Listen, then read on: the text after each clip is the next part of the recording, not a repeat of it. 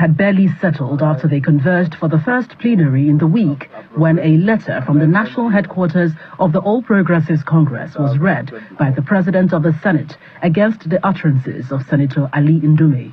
His latest tirade, government of Bola Ahmed Tinubu, President, Commander-in-Chief, has been run by thieves. His utterances, which are sheer propaganda, are not based on verifiable facts. We are of the opinion that distinguished Senator Mohammed Tahir Monguno should immediately replace distinguished Senator Ali Ndume. According to the letter, the APC indicates that Senator Ndume resigned his membership from the party and formally joined the opposition rather than decimate the cohesion the party currently enjoys. The matter is then put to a voice vote. Those of you who are in support of the decision by the party, can you shout aye? Aye. Those against say nay. The ayes have it. Only a lone voice was heard in dissent. Consequently, the four-time senator is sacked and replaced by his counterpart from Borno North.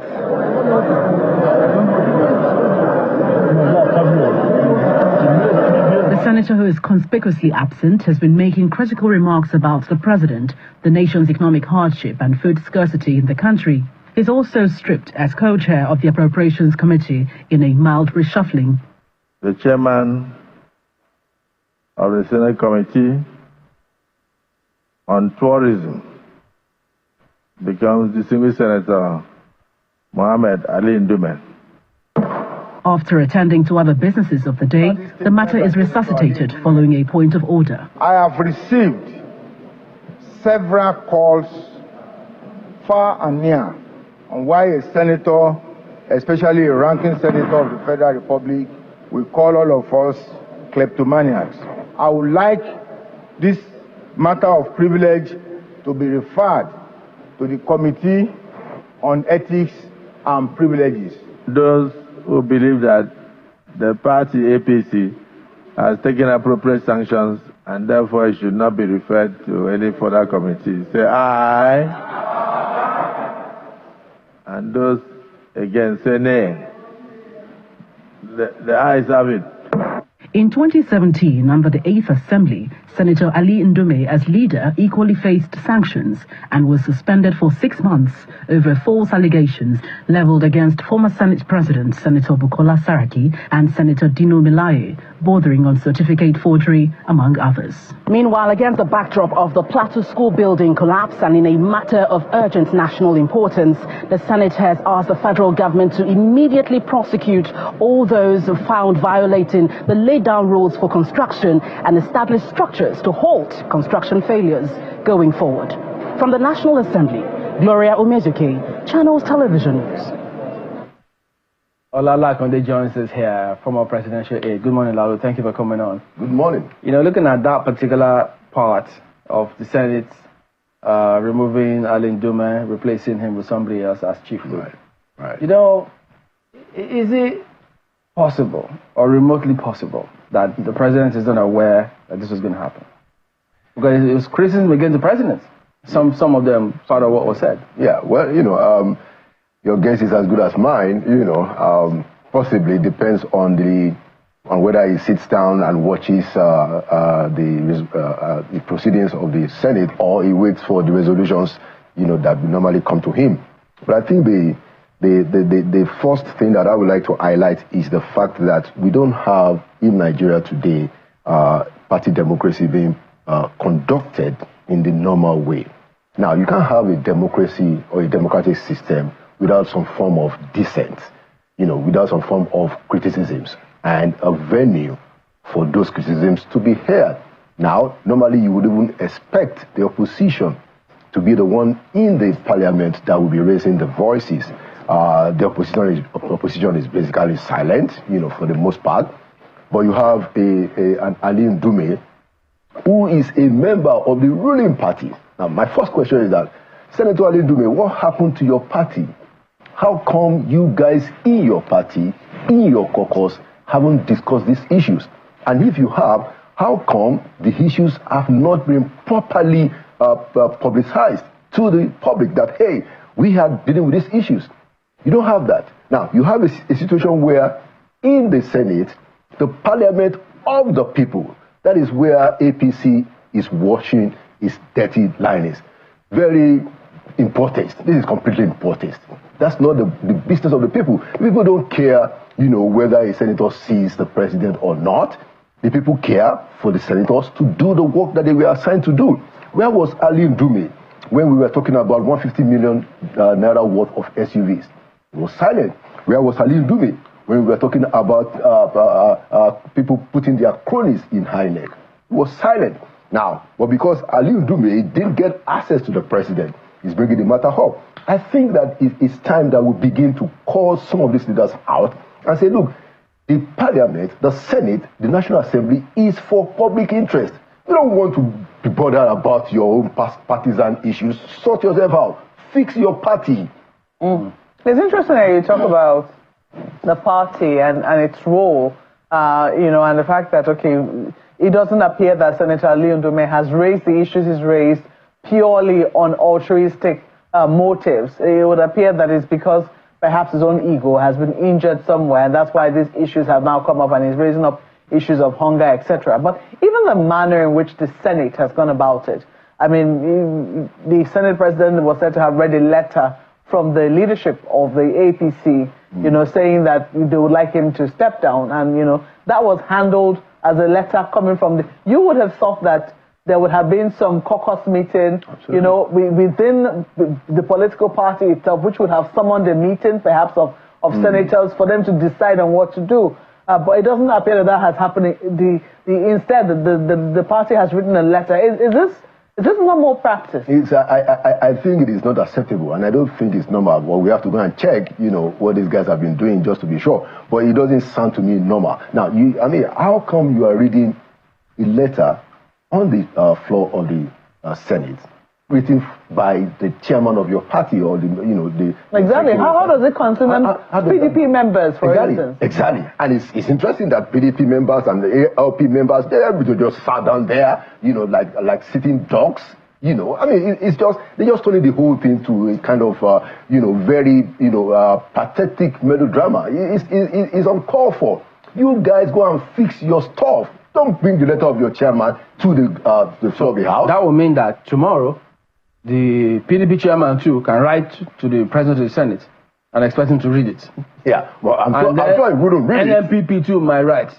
Yeah. And then who knows? Because if they're doing it for one, I don't know. The arguments come from the fact that we also know that when it comes to the leadership, because this is about the leadership of the National Assembly now, as Senator Ndume is the chief whip. Yeah. Yes, of the leadership of the National Assembly. So could it be, because we know that usually when it comes to selecting leadership, usually the president of the Senate will read the letter, as to who has been decided. Yeah. So do you think that's where that is coming from? Well, so what they should have just done is fix their own stuff behind the scene. They have their caucuses, call Ndume and say, hey, look, we've lost confidence in you being the chief whip, and then they come to the House and just make an announcement of the new chief whip. That is how it ought to be. Godswill Akpabio has no business, carrying us, tagging us along as a people to the watching of their deadlines. It's completely improper. Can they just read it out like that without going through? Because he emerged via a process. So even if they tell him, chances are that he might not agree. No, boy. So he has to be pushed. They voted him. They picked their leadership. So that's the thing. So he didn't have a choice. So there are two things. Because part of what I read, yes, you're asking that, should the party chairman be the one writing?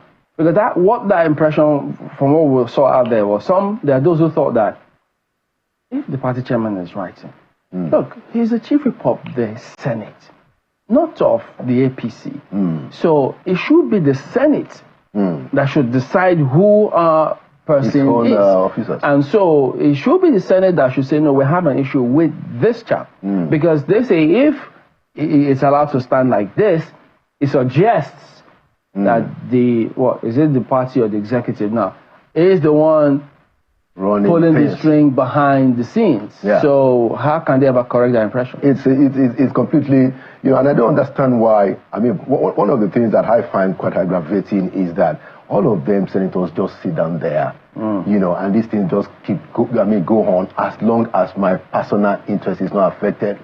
I'll just keep quiet and let them do their thing. And this is the trend that you see in a lot of the public service, especially the elected officials. It's only about their personal interest. Once their personal interest is protected, everybody keeps a sealed lip. But hey, anytime the personal interest is affronted, then that is where they find their voice. Now, that is not why you were elected. You guys were elected because the people wanted their own businesses to be so that we are still dealing with a lot of issues. Minimum wage. How come somebody is not banging the table and saying, Mr. President, I think, how long is it going to take you to bring this bill? You won't find out.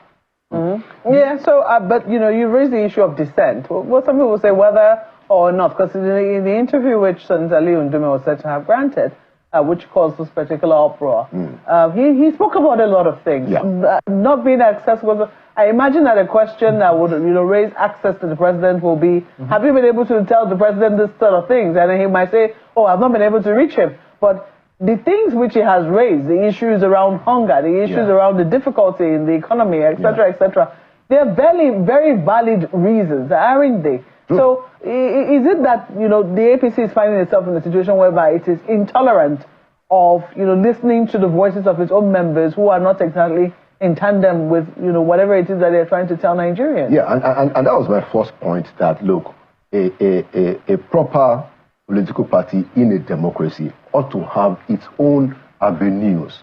So, for instance, the ANC, one of the oldest political parties in Africa, okay, they hold party conferences at least twice a year.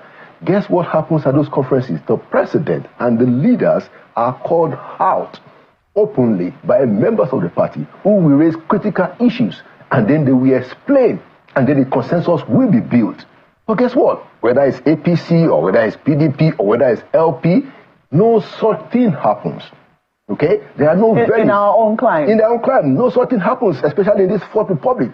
Remember that in the Second Republic, it used to be a different ball game. The party leaders had considerable influence, and you had this kind of interaction. We refer to the example of Ndume that said that, look, they were being fed, and Shagari gets a call from the party chairman, he stops fed. So all of that is gone. You don't even have the organs of the party holding meetings. When last did any of the parties held their net? We even understand that in APC, the NWC members don't even know what is going on. Now, Ndume is not happy, and then the next place to go is the press. And you are right, important issues, no doubt about that. But they raise those important issues only, and that's my point. It's only when they are not benefiting. And we need to call that out. We know what the issues are, yes, of course, and we have to speak about them.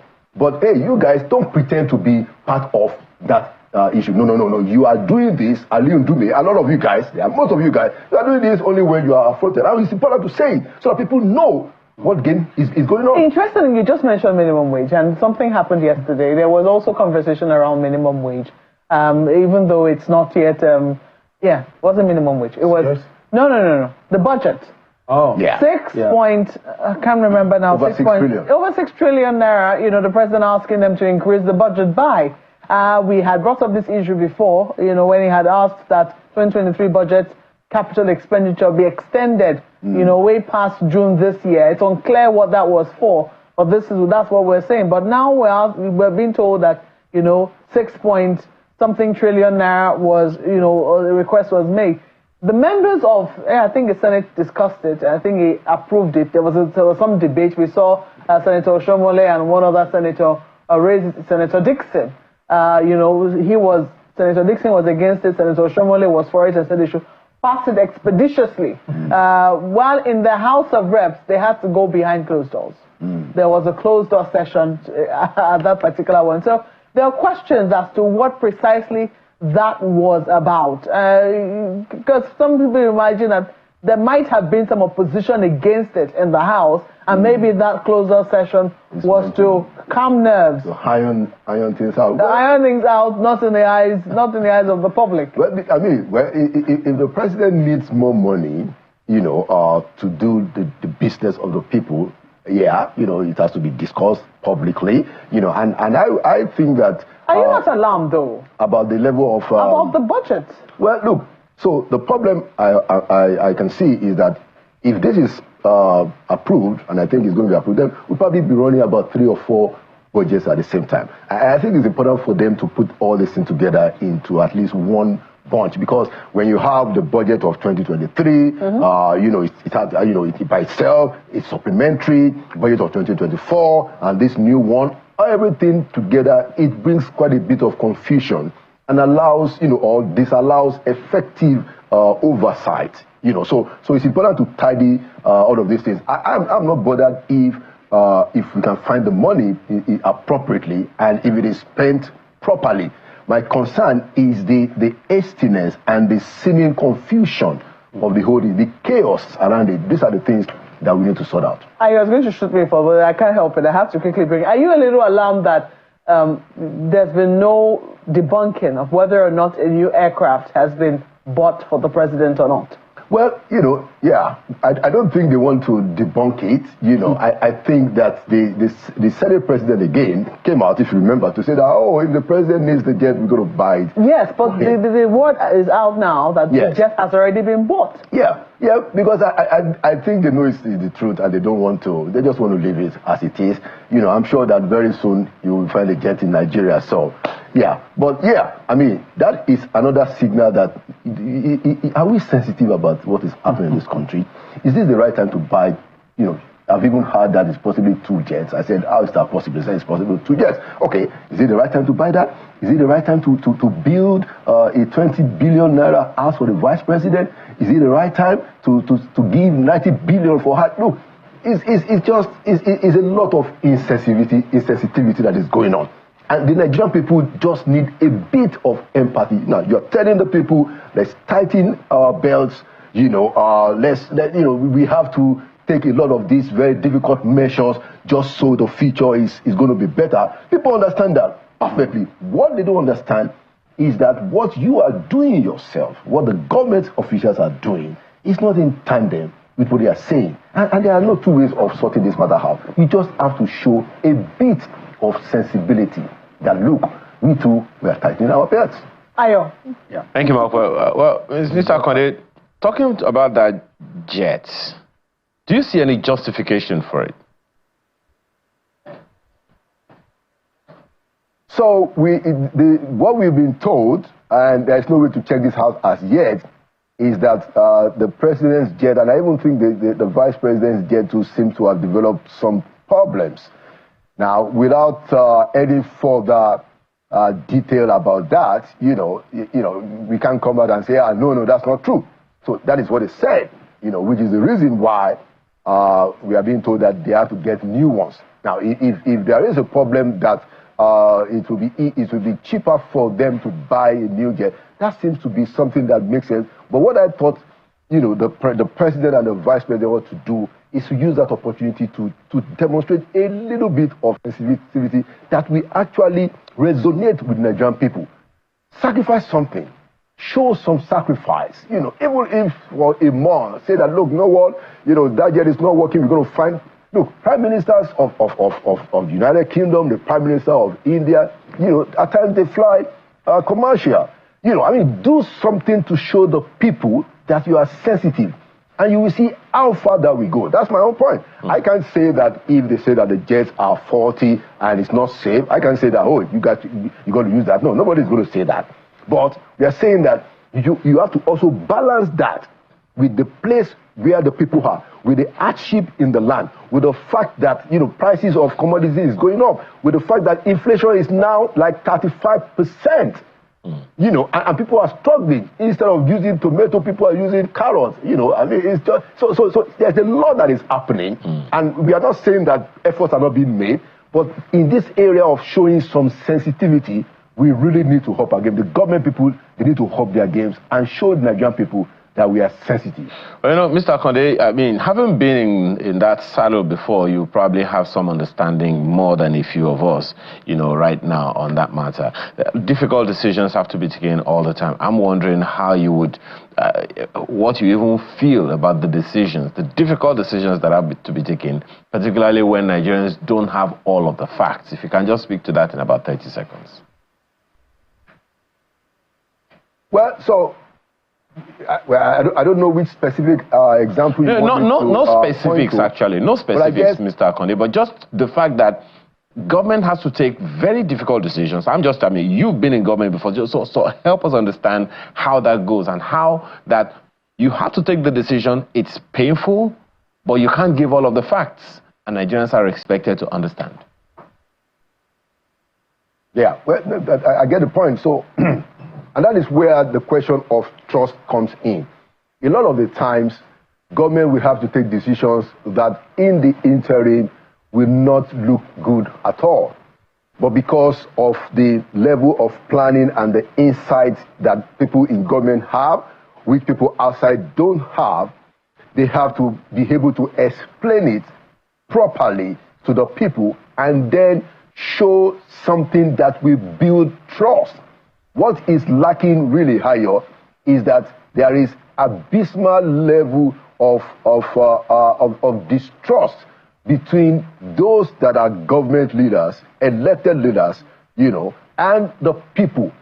That is why it is becoming more and more difficult. Oftentimes, when you have to take a difficult decision and you carry everybody along, you identify who the stakeholders are, you have meetings with them, you know, at different levels before you even announce it, then the people are likely to show some understanding. Well, yeah. But when all of those are absent in a situation where there is a lot of distrust, then it becomes even more difficult. But to your point, yes, there are several tough decisions, even decisions about importation. When do you import? When do you not import? Look at what is happening about this, the food crisis, what is almost becoming a food crisis. Absolutely. So it's a tough decision for the government to say, you know what, we have to just import food just so our people don't die right now. But that's a very, very tough one because you also have a situation where you're trying to encourage local production. Well, it's the job they signed up for. Yeah, my apologies, Mr. Akande. It's a giant job that they signed up for. I mean, it's something you understand. Perhaps, you know, the more reason that someone like you should help people generally and those in government in the position where you held before to understand their responsibility more. Perhaps another thing in that line is the issue of the local government autonomy. Implementation is the issue that a number of people are looking at now. How significantly and how quickly do you think we can get to the level of implementation that will get people at the local levels to trust that process more, much more within the shortest possible time? Because it's at that level that people come out to vote the least for now. Yeah. So few things have to happen in order for the implementation of the new local government, especially financial autonomy, to work properly. Few things have to happen. But the most important and the most immediate is that the governors have to understand that ultimately it is going to depend on them. They are still the governors of the state. So they will be the ones that have to set the ball rolling. Let me give you an example. So a lot of argument have been said that, look, one of the reasons why this idea of joint account came up was because some of the local governments were not paying teachers' salary. And then there are municipal services that crisscross beyond one or two local governments, you know, and so it's not easy to split the responsibility. So there's a particular municipal service that has to, for instance, primary education, that has to be taken care of by contiguous local governments, maybe around 5 of them. So how do you sort out the payment? So the governors have to be the one to lead the charge without them controlling the process. Okay, so for instance, in New York and New Jersey, okay? Because those two states are close together. You know, there's a lot of people living in New Jersey, working in New York, and so you find out that New York and New Jersey, we set up between themselves a board that will manage those issues. So it's time that the local governments, for instance, we have to sit down and say, oh, look, we all share teachers, you know, we share schools, our boundaries are very contiguous, it's very difficult to separate stuff. So all the 5 of us, we have to come together and form a board that will be the oversight. But the governors are the ones who have to take the lead. So if the governors are going to say that, look, hey, just like the guy in Oyo State is saying, it's like saying that, look, I mean, this can't work. That attitude is wrong. The governors must be the one to lead the process without controlling it. All right. So because if they violate the laws brought them in there. Yeah. So if they violate the laws, then that will not be a good way. Thank you for coming on down, Akande. Thank you for having me. Well, that ends it today as well. We'll see you next time. I'm Chamberlain Asaf. Goodbye. Can't wait for Friday. Good morning. Good morning to you, and thank you for watching. I'm Mark Welcome you, sir. All right. Do have a productive day. I am Akande. Bye for now.